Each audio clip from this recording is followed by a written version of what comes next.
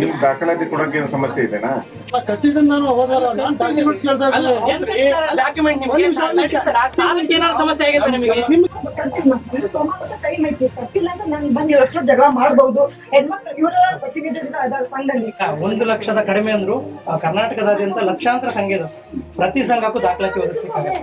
ನೀವು ಈ ವಾರ ತಪ್ಪಿಸ್ತೀರಿ ನೋಡ್ರಿ, ನಿಮ್ ಕಂತ ಡ್ಯೂ ಆಗುತ್ತೆ. ನಿಮ್ಮ ಸಂಘದಲ್ಲೇ ಇನ್ನೊಬ್ಬ ವ್ಯಕ್ತಿಗೆ ಏನೋ ತೊಂದರೆ ಆಗತ್ತೆ, ಅವನಿಗೆ ಸಾಲ ಕೊಡೋದಿಲ್ಲ. ಉಳಿತಾಯ ಹಣ ಎಲ್ಲೈತಿ? ಎಲ್ಲಿ ಜಮಾ ಐತಿ? ಉಳಿತಾಯ ಹಣ ಎಲ್ಲಿ ಜಮಾ ಐತಿ?